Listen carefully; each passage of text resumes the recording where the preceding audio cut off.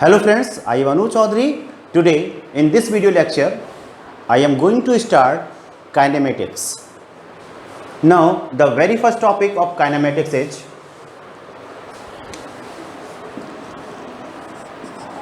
rest.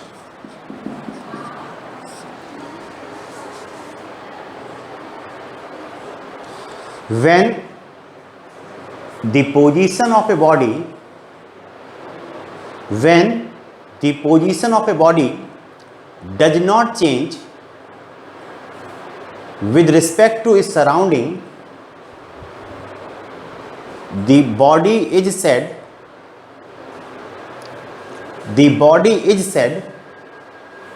to be in rest with respect to its surrounding. The body is said to be in rest with respect to its surrounding.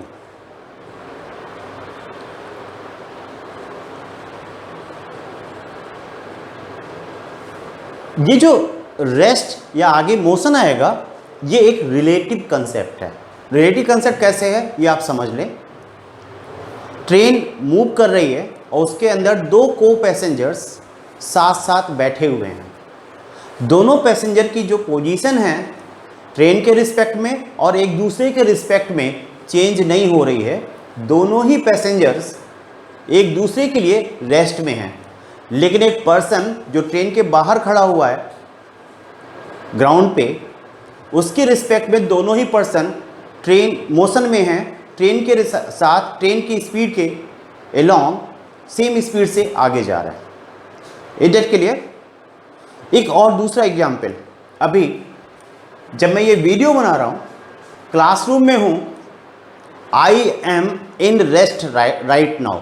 इस समय मैं खड़ा हूँ, rest पे हूँ. With respect to this board, with respect to this ground, with respect to these benches and chairs. But अगर मैं कहूँ कि मैं रेस्ट में हूँ तो मुझे ये बताना पड़ेगा कि किसके रिस्पेक्ट में मैं रेस्ट में हूँ. किसके रिस्पेक्ट में मैं रेस्ट में हूँ? मैं अर्थ के ऊपर हूँ. मेरा मकान अर्थ के ऊपर है. अर्थ सन के चारों तरफ एक सर्कुलर ऑर्बिट में, बेसिकली इलिप्टिकल ऑर्बिट है, 29 किलोमीटर पर सेकंड की स्पीड से मूव कर रही है. मीन्स एक सेकंड में 29 किलोमीटर जा रही है. इसका मीनिंग क्या है? इसका मीनिंग सिंपल है कि मेरी जो स्पीड है वो 29 किलोमीटर पर सेकंड है जब मैं अर्थ पर सिंपली खड़ा हुआ. जितनी भी बॉडीज हमें पता है जो अर्थ पे मैन मेड हैं, मूव करती हैं, किसी भी बॉडी की स्पीड इसके आसपास भी नहीं है.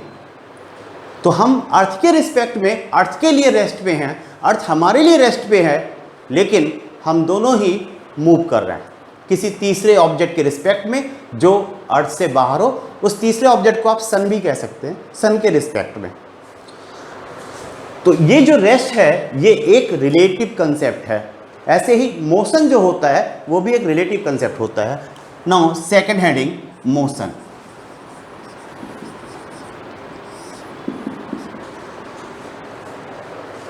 When the position of a body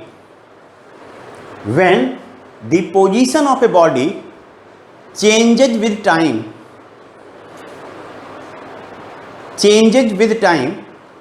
with respect to its surrounding, the body is said to be in motion with respect to its surrounding. जो पिछला एग्जाम्पल मैंने दिया था अपना और अर्थ वाला, मेरे ख्याल से वो रेस्ट और मोशन दोनों की डेफिनेशंस को एक्सप्लेन करने के लिए काफ़ी है.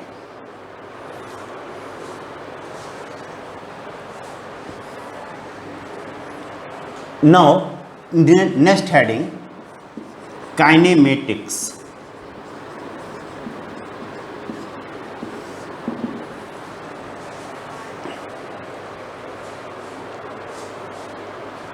Kinematics is the study of motion of a body without studying the cause of motion. फिर से सुन लें, kinematics is the study of motion of a body without studying it's cause of motion. जब हम किसी बॉडी के motion की study करें, इस बात को इग्नोर करते हुए कि वो किस वजह से, due to what reason the body is in motion, तो साइंस या फिजिक्स की इस ब्रांच को हम काइनेमेटिक्स कहते हैं। Now dynamics.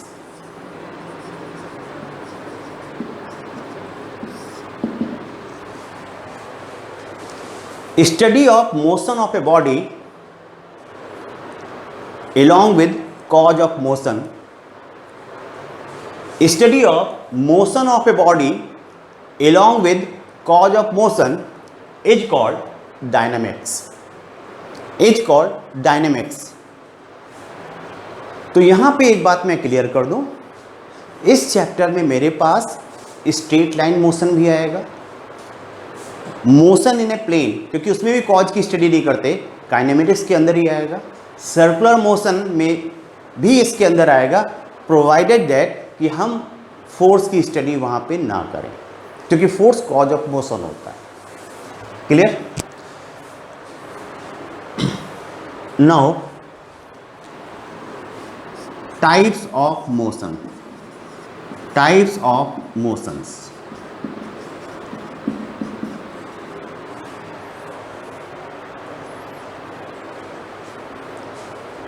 depending upon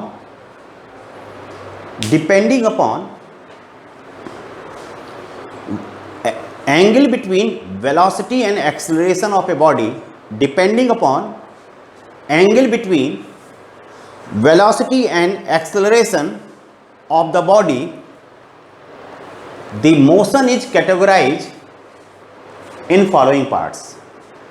The motion is categorized in following parts.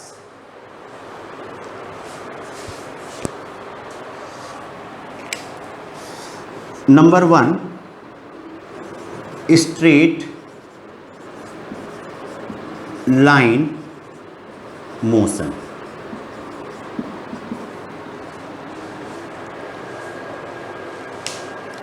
Simply अगर स्कूल में आ जाए तो आप लिख दें, जो कि सफिशिएंट नहीं है, कि जब कोई बॉडी किसी स्ट्रेट लाइन पे मूव करती है तो उसके मोशन को स्ट्रेट लाइन मोशन कहते हैं। ठीक? नहीं, लिखना नहीं है, आप लिखना चाहें तो लिख सकते हैं, लिखना नहीं है। When a body moves on a straight line the motion of the body is said to be straight line motion. इसमें एक प्रॉब्लम है, इसमें एक प्रॉब्लम है, समझ लीजिए इस बात को पहले। इसमें एक प्रॉब्लम है। अर्थ कैसी है? स्फेरिकल। आप अर्थ के सरफेस पे कोई डिस्टेंस चलेंगे तो वो स्ट्रेट कैसे हो सकती है? स्फेयर के ऊपर कोई भी लाइन ड्रॉ करेंगे तो वो कहीं ना कहीं सर्किल का छोटा सा आर्क ही हो सकता है। ठीक? तो हम उस मोशन को कैसे स्ट्रेट लाइन मोशन कह सकते हैं, जबकि वो स्ट्रेट लाइन मोशन है? तो इसकी दूसरी डेफिनेशन, जो रियल डेफिनेशन है, उसको लिख लीजिए। when the angle between acceleration and velocity of a body,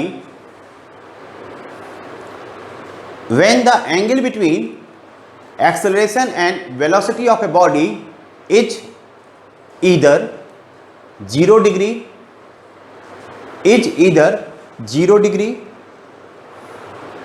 bracket में लिखिएगा एक्सेलरेटेड मोशन, 0 डिग्री के बाद ब्रैकेट में लिख लीजिएगा एक्सेलरेटेड मोशन, ब्रैकेट क्लोज, और 180 डिग्री ब्रैकेट में retarded motion.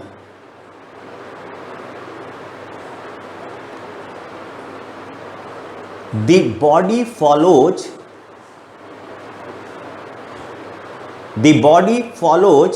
a straight line path.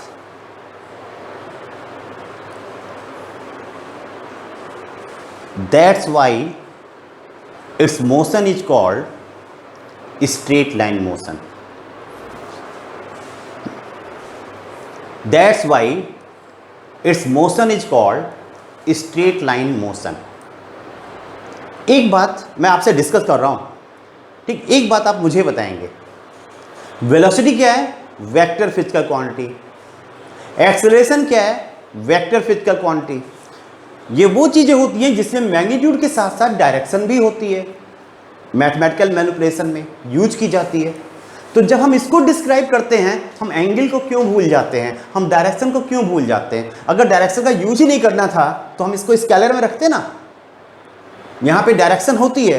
तो ये कोई बॉडी स्ट्रेट लाइन पे मूव क्यों करती है, इसको समझ लें। भाई स्ट्रेट लाइन पे मूव करती तो आप कहेंगे सर मोशन की डायरेक्शन ये होगी, हमने कहा सही है। अब एक्सेलरेशन है यानी वेलोसिटी में चेंज आ रहा है, अगर एक्सेलरेशन भी सेम डायरेक्शन में हो तो वेलोसिटी में जो चेंज आएगा वो भी सेम डायरेक्शन में आएगा। इन दोनों को ऐड करोगे, वेक्टर सम करोगे तो एक स्ट्रेट लाइन ही मिलेगी। अगर वेलोसिटी इधर है, एक्सेलरेशन अपोजिट डायरेक्शन में है, तो वेलोसिटी में जो चेंज आएगा वो भी अपोजिट डायरेक्शन में आएगा। तो सच्चाई में वेक्टर सब्ट्रैक्शन हो जाएगा। इसमें अगर इसको ऐड करोगे तो आप सब्ट्रैक्ट कर रहे हो, ठीक, एक ही लाइन के लॉन्ग डायरेक्शन आप चेंज कर ही नहीं रहे हो। इस वजह से ये स्ट्रेट लाइन पे मूव करती है, इसके मोशन को हम स्ट्रेट लाइन मोशन कहते हैं। क्लियर? वैसे अगर स्कूल में आ जाए, स्कूल बेस्ड एग्जामिनेशन, तो सिंपली लिख दीजिएगा when a body moves on a straight line then its motion is called straight line motion. Now number 2, motion in a plane.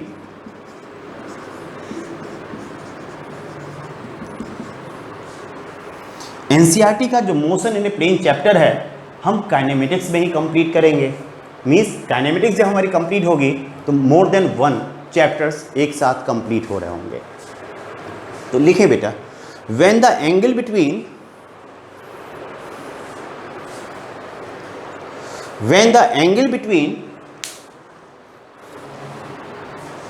acceleration and velocity of a moving body, when the angle between acceleration and velocity of a moving body is other than 0 degree or 180 degree,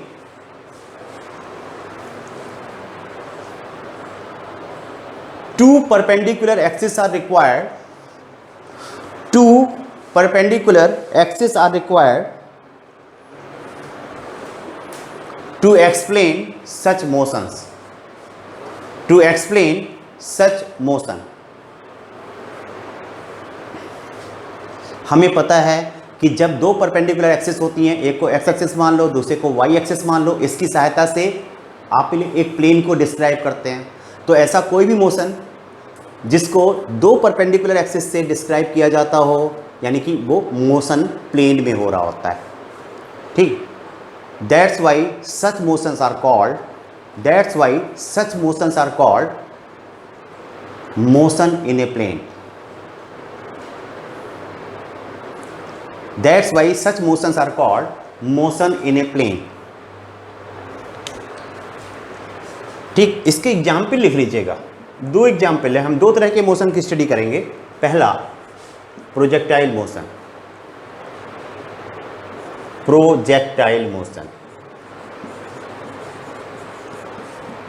and second circular motion.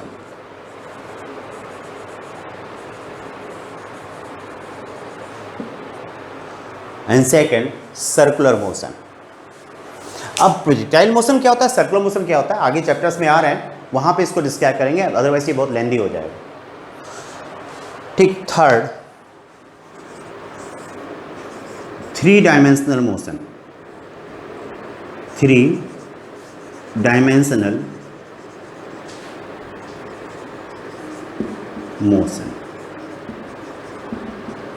एक बात समझ लें, हम motion को describe करने के लिए 2 चीज़ों का यूज करते हैं, एक वेलोसिटी और एक्सेलरेशन। जो डिस्प्लेसमेंट है और टाइम है वो इसके सब पार्ट हैं, वो इसके अंदर ही आते हैं। तो हमें वेलोसिटी और एक्सेलरेशन को डिस्क्राइब करते हैं। अब दोनों की एक ही डायरेक्शन हो सकती है, स्ट्रेट लाइन मोशन आ जाता है, या 2 डिफरेंट डायरेक्शन होती है, एक इधर जा रहा हो, एक एक्सेलरेशन इधर हो इस डायरेक्शन में। व्हाट आई मीन टू से, एक्सेलरेशन इधर हो और वेलोसिटी इधर हो, यही हो सकता है ना। तो इन दोनों को एक्सप्लेन करने के लिए हमेशा हमें दो परपेंडिकुलर एक्सिस की जरूरत होगी, चाहे ये कहीं पर भी घटित हो रहा हो, ये मोशन कहीं पर भी हो रहा हो, हमें दो ही डायरेक्शंस की जरूरत पड़ेगी जो एक्स एक्सिस और वाई एक्सिस हम कहना चाहते हैं। तो ये हर केस में मोशन इन ए प्लेन होगा। जो थ्री डायमेंशनल मोशन होता है भैया वो एग्जिस्ट नहीं करता। उसका मीनिंग क्या है, वो उसकी कोई अलग से प्रॉपर्टी नहीं होती। I mean to say that only. उसका मीनिंग क्या है कि जब किसी बॉडी के मोशन को स्पेस में रिप्रेजेंट किया जाए,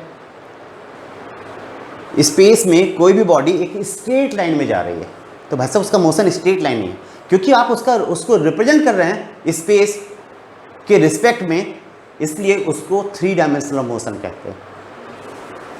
मैक्सिमम ये हो सकता है कि थ्री डायमेंशनल मोशन में कोई मोशन इन ए प्लेन हो, इसको भी हम थ्री डायमेंशन में रिप्रेजेंट करना चाहें तो कर सकते हैं।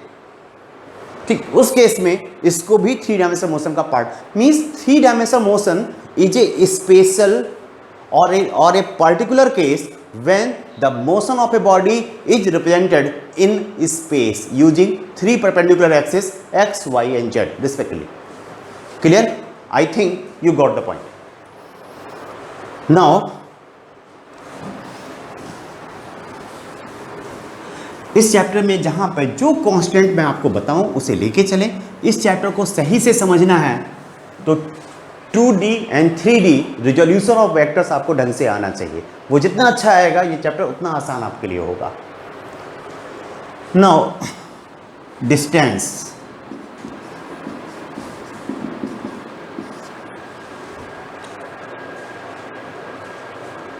जब कोई भी बॉडी मूव करती है तो किसी ना किसी पाथ पे वो ट्रेवर्स करती है, चलती है। किसी भी पाथ पे, पाथ की वो लंबाई, वो लेंथ जिस पर कोई बॉडी चलती है उसको हम डिस्टेंस कहते हैं। तो एक बार डेफिनेशन लिखेंगे, length of the path,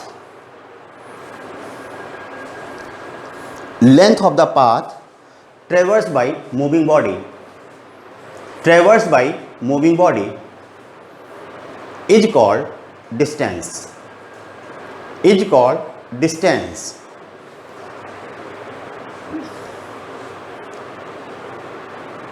suppose कर लें ये कोई रास्ता है, ये कोई रास्ता है, ऐसे हो सकता है ना, यहां पे एक बॉडी इस रास्ते पे इस डायरेक्शन में जा रही है, ए पॉइंट से चलती है और बी पॉइंट पे पहुंच जाती है।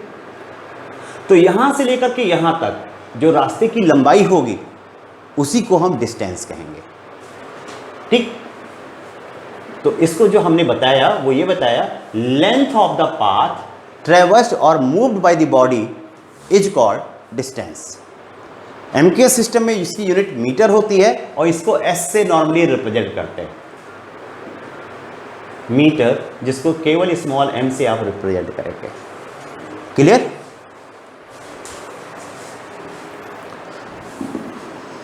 नाउ डिस्प्लेसमेंट,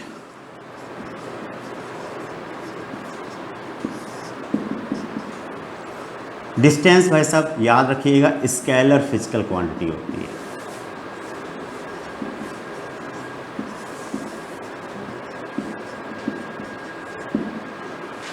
मैं बहुत सारे कंसेप्चुअल क्वेश्चन को यहां पे लेके चलूंगा, मेरे ख्याल से आपको डिफिकल्टी उसमें नहीं आएगी। स्केलर फिजिकल क्वांटिटी होती है distance. Displacement, the shortest and directed distance from initial to final position, the shortest and directed distance from initial to final position is called displacement.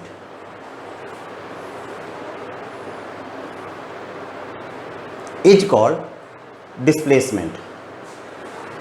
अगर मैं फिर से सेम एग्जाम्पल को रिपीट करूं, ये एक बॉडी ए से चलती है और बी पे पहुंच जाती है, ऐसे जाते हुए, इस पाथ पे चलते हुए, ये रास्ता है, रास्ता नहीं छोड़ सकती बॉडी, तो इस रास्ते की जो लंबाई होगी डिस्टेंस कहलाएगी।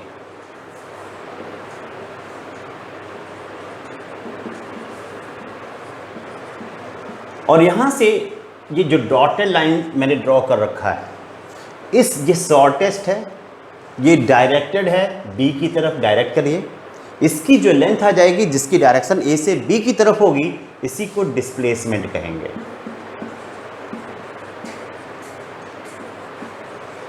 इसको हम वेक्टर एस से डिनोट करते हैं, मैग्नीट्यूड केवल एस से लिख देते हैं। एक बात और, यहाँ पे हम देखेंगे तो हमें दिखाई दे रहा है डिस्टेंस जो है वो डिस्प्लेसमेंट से ज़्यादा होता है। सिंपली ये कंक्लूजन है, लेकिन हमेशा नहीं।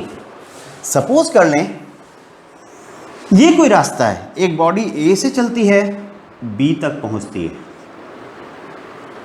ऐसे, ठीक। तो यहां से लेके यहां तक जो पाथ की लंबाई होगी वो डिस्टेंस कहलाएगी, और इसी को डिस्प्लेसमेंट भी कहेंगे। बस डिस्प्लेसमेंट में हम डायरेक्शन को मेंशन करेंगे, डिस्टेंस से डायरेक्शन को मेंशन नहीं करेंगे। तो इस केस में बराबर होगी, डिस्टेंस का और डिस्प्लेसमेंट दोनों का मैग्नीट्यूड आपस में बराबर होगा। तो मैं कंक्लूड क्या कर सकता हूँ, डिस्टेंस इज ग्रेटर देन और इक्वल टू डिस्प्लेसमेंट। ये मैग्नीट्यूड की बात हो रही है, यहाँ डायरेक्शन कंपेयर हम नहीं कर रहे। एक चीज़ और देखते हैं, एक एग्जाम्पल और देखते हैं। एक बॉडी ए से चलती है, बी तक जाती है, बी से चलती है, सी तक जाती है, और सी से चल के फिर से ए पे वापस लौट आती है। एरो से डायरेक्शन दिखा रहा हूँ। तो अगर पूरे मोशन की बात करें, पूरे कंप्लीट मोशन की बात करें, तो डिस्टेंस जो हो जाएगी A B plus B C plus C A, इन तीनों साइड की लेंथ के बराबर, के सम के बराबर। जबकि डिस्प्लेसमेंट जब घूम फिर के फिर से बॉडी ए पॉइंट पे आ जाएगी तो जीरो हो जाएगी।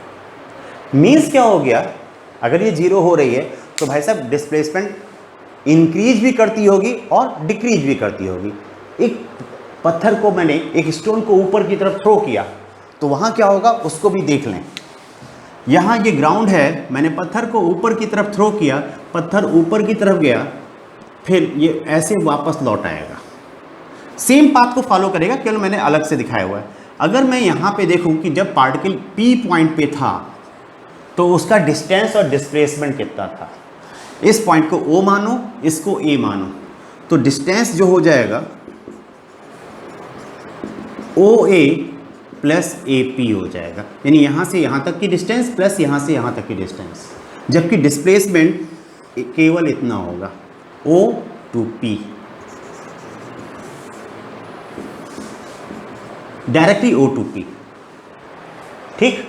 तो दूसरी बात यह है, डिस्टेंस डिक्रीज नहीं करता, वो हमेशा इंक्रीज करता है या कांस्टेंट रह सकता है। बॉडी रेस्ट पे आ जाए तो डिस्टेंस कांस्टेंट हो जाती है, बिल्कुल आपकी बाइक के माइलेज की तरह। जब तक चलाते रहते हो तो माइलेज बढ़ता रहता है, डिस्टेंस बढ़ता रहता है। जब रोक देते हो तो माइलेज का चेंज होना भी बंद हो जाता है, वो कभी डिक्रीज नहीं करता, वो हमेशा इंक्रीज करता है या कांस्टेंट रहता है। जबकि डिस्प्लेसमेंट ऐसा नहीं होता है। आपसे जो ऑटो वाला पैसे लेता है ना, वो डिस्टेंस के पैसे लेता है, नहीं तो ऐसा करते हैं ना, डिस्प्लेसमेंट का लेता है। अपने घर से स्कूल जाते, स्कूल से वापस घर आ जाते, डिस्प्लेसमेंट जीरो, मनी जीरो, ठीक। ऐसा नहीं होता है, यहाँ से आप इसको कंपेयर कर सकते हो, ठीक। प्लीज़ इसको जल्दी से नोट कर लें, जो चीज़ आपको लगे कि हाँ आपको नोट करना चाहिए।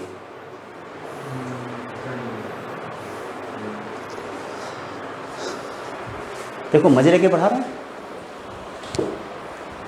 सोचिए ऐसे तो नहीं पढ़ा जो समझ में आ गया।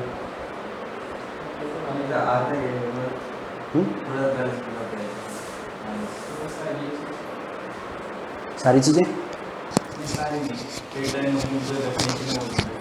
एंगल की टर्म्स में नहीं पता था आपको।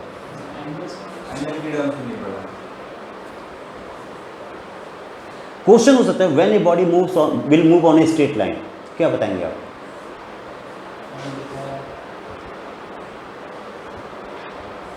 ये कई बार क्वेश्चन ऐसा आ चुका है, स्ट्रेट लाइन मोशन में वेलोसिटी और एक्सेलरेशन के बीच का एंगल क्या होता है?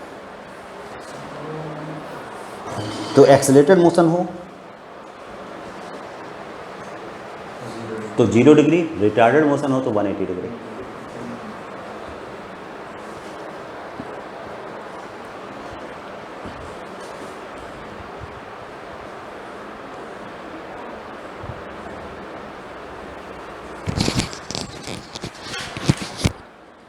लोग घर पे रहेंगे तो कम से कम 1 या 2 वीडियो अपलोड जरूर होंगे, देख लीजिएगा उसे, और इसी सेंस में होंगे। मुझे नहीं लगता कि आपको समझ में आने में डिफ़िकल्टी आएगी।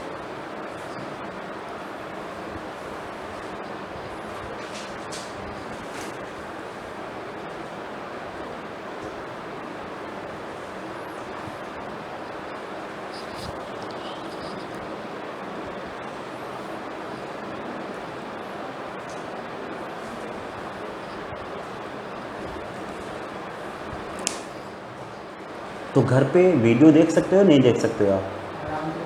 कोई प्रॉब्लम तो नहीं है ना? तो स्पीड अप करने की कोई ज़रूरत है नहीं बेटा, हम चलेंगे वैसे ही। वो 3 दिन का जो गैप हो रहा है उसमें कम से कम 2 वीडियो आपको मिल जाएंगे।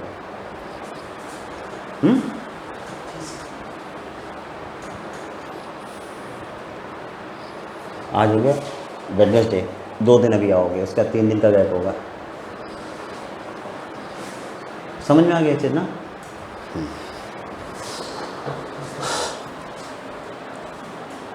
Now next topic, average speed.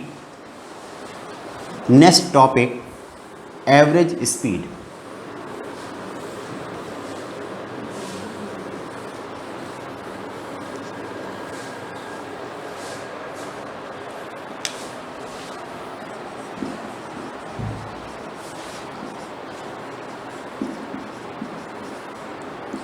आज इस वीडियो में मैं एवरेज स्पीड जरूर कंप्लीट करूंगा, जितने भी वैरायटी इसके पॉसिबल हैं वो सब कंप्लीट करूंगा। ध्यान से सुनिएगा, ये आपको प्रॉब्लम में नहीं आने देगा। देखिए बेटा, average speed is that constant speed, average speed is that constant speed with which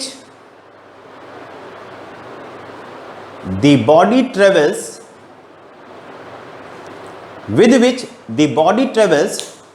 the same distance as it is traveling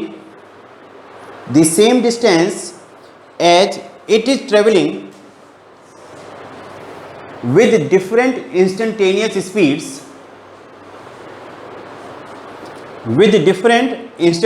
speeds in same duration.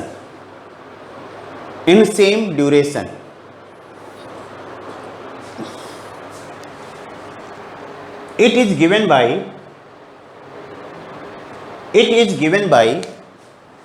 बेटा ऐसे लिखते हैं V बार, इसका मतलब एवरेज स्पीड है, या VAVG इसका मतलब एवरेज स्पीड है। इसको मीन स्पीड भी कहते हैं, उसको ऐसे भी लिखते हैं। ये सभी इसको रिप्रेजेंट करने के मेथड हैं, सिंबल्स हैं। इजिकल टू एवरेज स्पीड यानी V average equal to total distance upon time taken.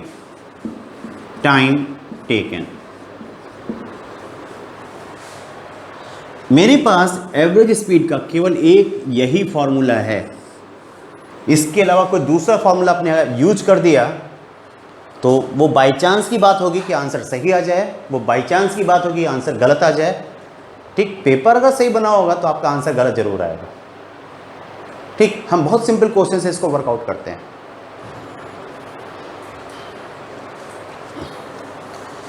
Now question number 1, भाई ये लखनऊ है,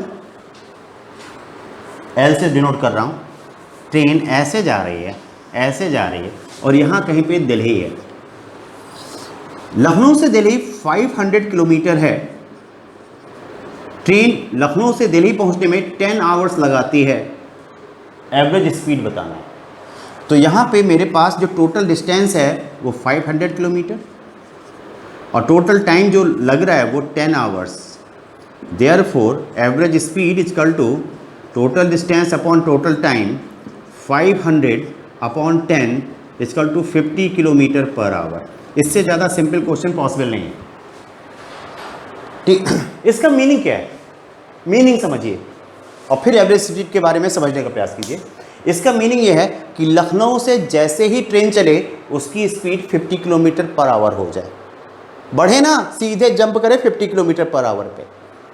और उसके बाद वो 10 घंटे तक बिना स्पीड को कम या ज़्यादा किए हुए वो चलती रहे तो 10 आवर्स में दिल्ली पहुंच जाएगी। यही केस है ना? Whether is it possible? नहीं भाई साहब, ये संभव नहीं है। ट्रेन जब स्टार्ट होगी लखनऊ से तो वो पहले धीरे धीरे स्पीड बढ़ेगी, फिर बीच में कोई दूसरा स्टेशन भी आ सकता है, वहाँ पे रुक सकती है, बीच में जानवर भी आ सकता है, 4 पैरों वाला भी और कई बार 2 पैरों वाले ज़्यादा आते हैं क्रॉसिंग पे, तो वहाँ पे ट्रेन ड्राइवर को स्पीड कम करनी पड़ती है। फिर हो सकता है कहीं पर उसे लाइन क्लियर ना मिले, मीन्स सिस्टम अलाउ ना करे ट्रेन को आगे ले जाने के लिए, ये सब काम उसके साथ हो सकता है, लेकिन फिर भी वो 10 आवर्स में यहाँ से यहाँ तक पहुँच सकती है। तो सच्चाई में ट्रेन की स्पीड लखनऊ से दिल्ली के बीच में बदलती रहती है। ठीक, तो ये जो स्पीड है ये हाइपोथेटिकल भी हो सकती है, रियल भी हो सकती है। हाइपोथेटिकल इस सेंस में हो सकती है जो हमने लखनऊ से इसकी बात कही, 50 kilometre per our constant speed से चलती ही नहीं है, लेकिन हो सकता है किसी एक सेगमेंट में ए से लेके बी तक ये 100 किलोमीटर हो और ट्रेन 1 आवर में पहुंचा दे।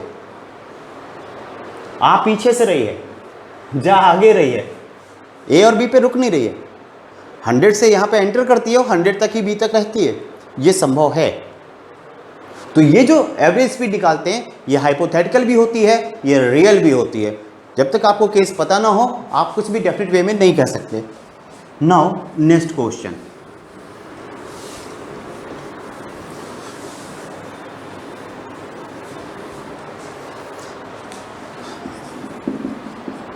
ए train starts from, sorry car ले लेते हैं, अच्छी होती है, जल्दी स्पीड पकड़ लेती है।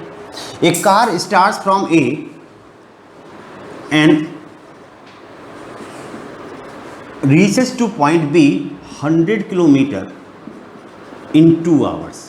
ए से चलकर बी तक जो कि 100 किलोमीटर 100 किलोमीटर डिस्टेंस पे 2 घंटे में पहुंचती है। इसके बाद बी से लेकर सी तक 200 किलोमीटर है और ट्रेन 100 किलोमीटर पर आवर की स्पीड से बी से सी के बीच में चलती है। तो आपको वी एवरेज निकालना है फ्रॉम ए टू सी। तो सबसे पहले मैंने क्या कहा था, टोटल डिस्टेंस निकालेंगे। S equal to A B 100 plus B C 200 equal to 300 kilometre. Total time निकालेंगे, ए से बी तक 2 आवर्स लेती है और बी से सी तक 200 किलोमीटर है और 100 की स्पीड से चलती है, तो डिस्टेंस अपॉन टाइम इतना समय लेगी। सॉल्व करें तो ये 4 आवर आ जाएगा। Therefore, average speed is equal to s by t, total distance 300 upon 4, 75 kilometre per our. Car A से B तक जाती है 40 किलोमीटर पर आवर से, B से C तक जाती है 60 किलोमीटर पर आवर से। अगर ए बी की डिस्टेंस और बी सी की डिस्टेंस आपस में बराबर हो देन वी एवरेज निकालना है ए टू सी के बीच में। Distance is not given here. हम सपोज कर लेंगे कि ये जो डिस्टेंस नहीं गिवन है ये एक्स के बराबर है। Average speed is equal to total distance X plus X. Clear? Total time, यहाँ पे टाइम लगेगा x अपॉन 40 और वहाँ पे लगेगा x upon 60 equal to 2x upon 40 और 60 का एलसीएम 120 आता है, 3x plus 2x equal to 2x into 120 upon 5x 24 equal to 48 kilometre per hour. कोई different formula I am not going to use, I am going to same formula. अगर same formula total distance upon total time हम हर जगह implement करें हमें कहीं कोई problem नहीं होगी।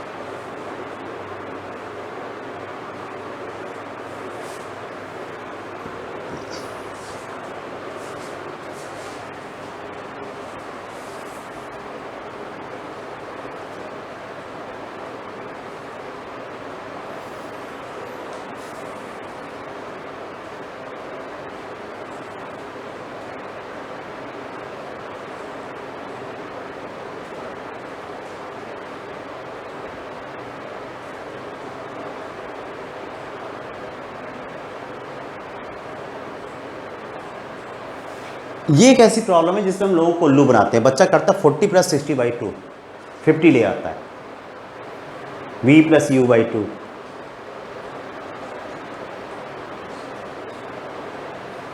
मैं 50 कंडीशंस याद रखूं या इसके अलावा एनसीईआरटी या कोई भी हो बेटा, ठीक। Now coming to next question.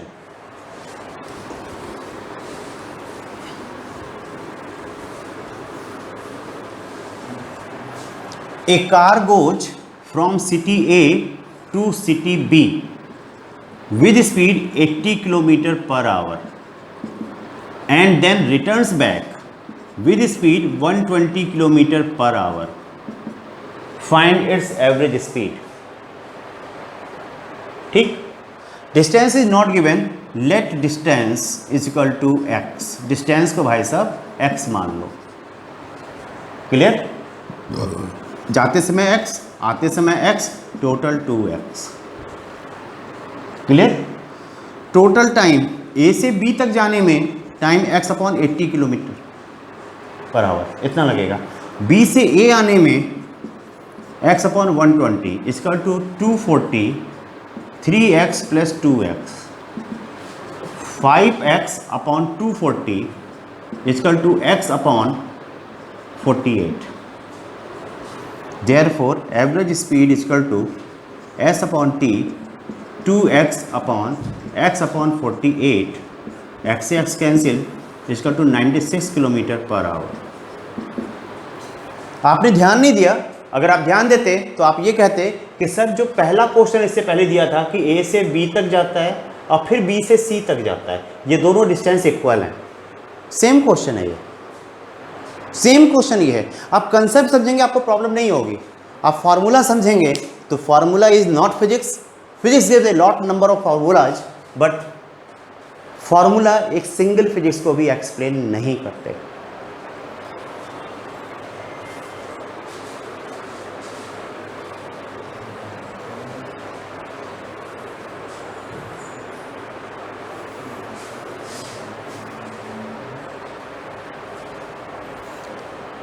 रब कर दें, सिंपल कैलकुलेशन है। आप केवल फोटो ड्रॉ करके सारे काम कर सकते हैं। मीन्स क्या हो गया, मैं कितने फार्मूले आपको दे सकता हूं इसमें, समझें इस बात को। एक कार A से चलती है, B तक जाती है, S1 डिस्टेंस ट्रेवल करती है, T1 टाइम लेती है। फिर B से C तक जाती है, V1 स्पीड से जाती है, और सॉरी V2 कर लेते हैं, V2 स्पीड से जाती है, T2 टाइम तक चलती है। तीसरे केस में C से D तक जाती है, S3 डिस्टेंस चलती है, V3 स्पीड से चलती है। ऐसे में बहुत कुछ आगे बढ़ सकता हूं। आपको कंसेप्ट सीखने की जरूरत है, फार्मूला नहीं। Average speed V bar equal to total distance A से B तक, S1 डिस्टेंस गिवन है, B से C तक V2 × T2 डिस्टेंस गिवन है, स्पीड को टाइम से मल्टीप्लाई करिए, और C से D तक फिर से S3 दिया हुआ है। S1 डिस्टेंस चलने में T1 टाइम लेता है, V2 × T2 डिस्टेंस चलने में T2 टाइम लेता है, और S3 डिस्टेंस चलने में S3/V3 टाइम लगता है। अब मैं इसको अलग से फार्मूला आपको देने जाऊं, ये तो गलत बात है ना। कितने फार्मूले याद रखेंगे आप? अगला क्वेश्चन एक और देख लीजिए। एक कार एक इक्विलैटरल ट्रायंगल पे चलती है, इक्विलैटरल ट्रायंगल पे ABC, A से B तक V1 स्पीड से, B से C तक V2 स्पीड से, और C से A तक V3 स्पीड से मूव करती है। पूरा मोशन कंप्लीट हो जाता है, उसकी एवरेज स्पीड बतानी है। तो मैं क्या करूँगा भाई साहब, A से B तक इसकी लेंथ को मैं x मान लूँ तो ये भी x होगा, ये भी x होगा। तीनों केस में इक्वल डिस्टेंस चलती है। एवरेज स्पीड आ जाएगी x + x + x upon x/V1, ये डिस्टेंस चलने में, x/V2 plus x upon v3, 3 upon 1 upon v1, 1 upon v2, 1 upon v3। Solve कर लीजिएगा, यही आएगा। तो क्या मैं इसको अलग केस बना कर दे दूंगा आपको? सेम केस है ना, केवल और केवल एक फॉर्मूला यूज करिए। किसी भी बुक की प्रॉब्लम हो, अगर इस फॉर्मूले से वर्कआउट नहीं होती हो, send the question to me and say sir whatever you have told here is incorrect, और if this is correct and it works everywhere, तो भाई साहब एक ही फॉर्मूला याद रखो ना कंसेप्ट के साथ। क्यों 50 फार्मूले के पीछे पड़ते हो? फिजिक्स डिफिकल्टी इसीलिए क्योंकि हम फार्मूले के पीछे भागते हैं। अरे भाई साहब फिजिक्स के पीछे भागो, फार्मूले अपने आप आएंगे। ठीक, आज इतना रहने दो, ठीक है। ठीक, now in this video where I have completed average speed, in next video I am going to discuss the average velocity and then projectile motion. Till then, goodbye, have a nice day, bye bye.